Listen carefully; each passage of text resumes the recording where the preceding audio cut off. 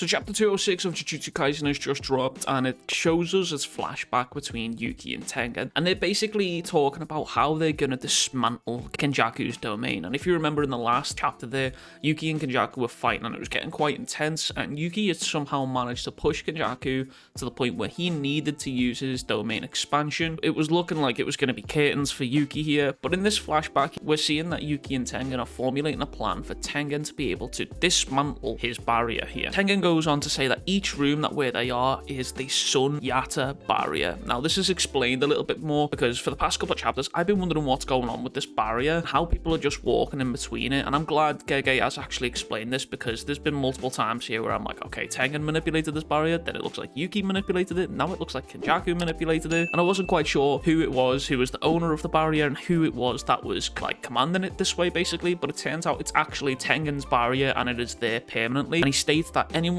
skilled with barrier techniques can configure its structure to some extent. So basically Sunyata barrier acts as this barrier that is in every room of the Star Tomb basically, and it can be manipulated to create another space, which explains how Kenjaku and Choso ended up in a theater room. It's a bit of a weird barrier that to have when you're trying to create a safe space for yourself, or I guess it kind of works here because it did delay Kenjaku from getting to Tengen sooner with him distracting Choso with a theater. It's a bit of a weird one, but there's a bit of an explanation here where it says Sunyata is a Buddhist concept of emptiness, which all things are ultimately made out of, which is kind of useful and makes more sense now that I'm seeing it, but I'm glad that this barrier has actually been explained. But we go on to Yuki and Tengen talking about how that type of barrier would be bad for them, and Tengen explains that the important thing is that Kenjaku thinks that he needs to think that we're comfortable in here and that he has the upper hand in this space. That way he'll stay within the barrier. And Tengen then goes on to say that ultimately the Sunyata barrier is mine, and that's why we start the fight inside the barrier and get him to use his domain expansion. And this is all in an effort so that once Kenjaku uses his domain here, Tengen will be able to gather all the information that they need in order to dismantle Kenjaku's barrier. In the last video that I've done of this, and the spoilers, I saw that Kenjaku's barrier was slowly disappearing, and now I speculated that it might have been usage of his ability and he only had certain amount of hits to use in that, and that was my speculation on it, but it turns out that's actually just Tengen dismantling the barrier, dismantling the domain should I say. But there is also another reference here to Reggie Star from the Cullen games. Tengen then does say to counter Kenjaku's domain, you might elect to use either a simple domain or hollow wicker basket to preserve his curse technique.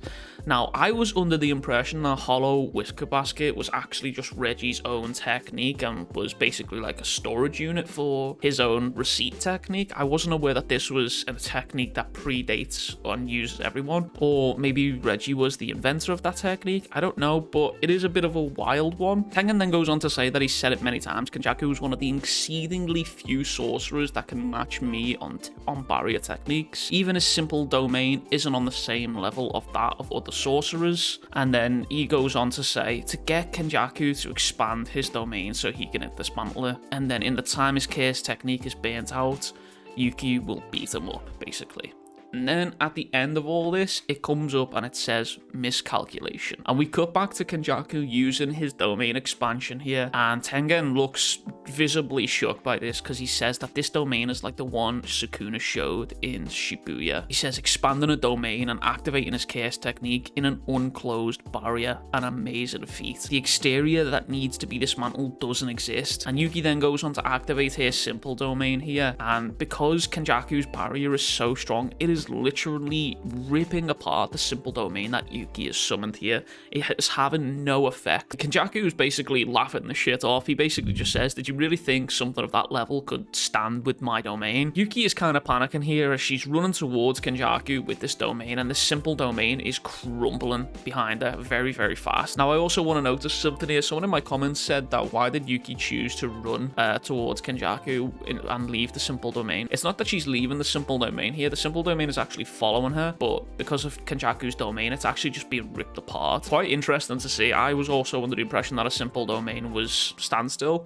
similar to Miwa's. That was how I had it down, but apparently not. But then we see Kenjaku's domain starting to disintegrate basically off Tengen's magic here. And Tengen is saying that treating the edge of the sure hit effects range as the exterior together with my Sunyata barrier, I will erase it. Tengen is again doing these Naruto hand signs and stuff like that. He is ready for it. Kenjaku then goes on to say, Tengen, I am not the same as you. I have lived through this 1,000-year tug of war between feuding giants and the capricious alliances and betrayals of this world of curses. Like, this is the most lively we've seen Kenjaku in the series, I think. Like, he's truly enjoying himself here. He's a man of absolute chaos. He's really, really enjoying himself here. And as Yuki just about makes it to Kenjaku, Kenjaku again uses his gravity technique and absolutely pummels her. And as he does this, Kenjaku's barrier seemingly reaches its limit and he ends up falling through the Sunyata barrier. What I said in the previous spoiler video here, I was kind of correct in my assumption. I said that when Kenjaku would hit this attack,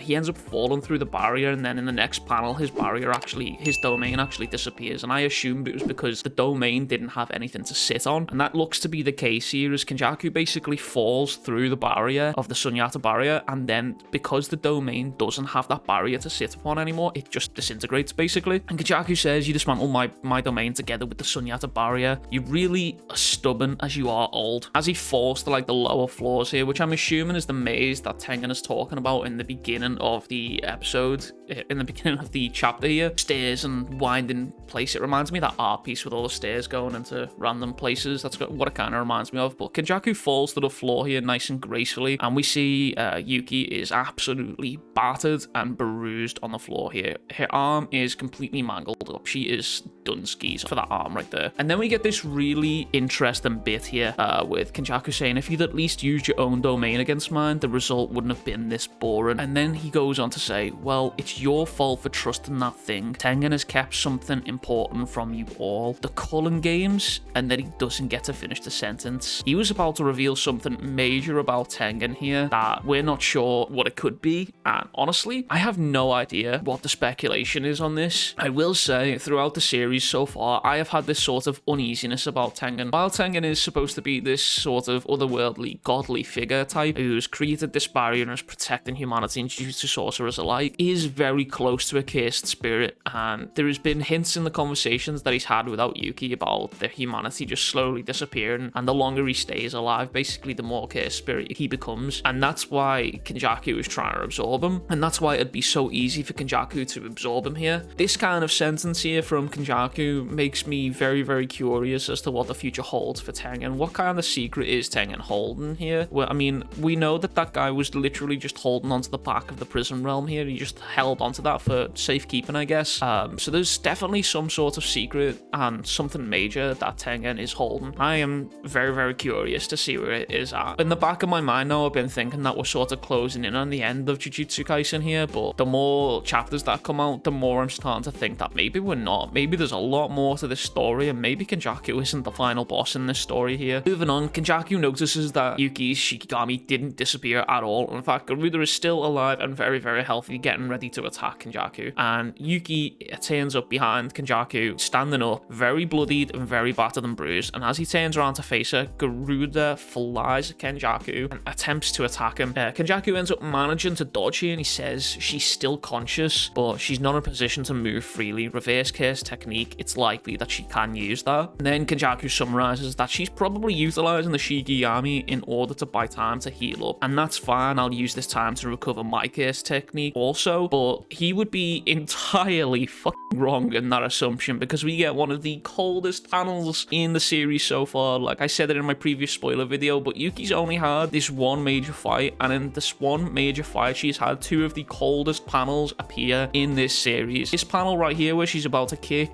Kenjaku is cold as fuck. Like, her arm is mangled up, her face is covered in blood, and we just see this piercing white eye staring Kenjaku down, and Kenjaku looks visibly shook by this. He manages to block this kick, and he literally thinks to himself, heal yourself. And Yuki must also know what he is thinking here, and she smiles like a psychopath and just says hell no, and continues to just throw flurries of kicks at this dude with no hesitation or regard for her own safety at all. With her and Garuda basically tag teaming this dude and taking major hits, she ends up landing a few good kicks on her here before she ends up reaching her limit and spewing up blood and sort of half collapsing to the floor. Kenjaku then says, "You're at your limit, and I suppose you wanted to catch me off guard, but you should have used your brain a little first." And then Yuki then interrupts him and says, "Did you forget? I like a man who's hard working and muddy." Choso fans, again, you guys are eating good right now. Rejoice, because your boy is back and he's about to drop something nuclear on this dude. It looks like he is charging up a piercing blood.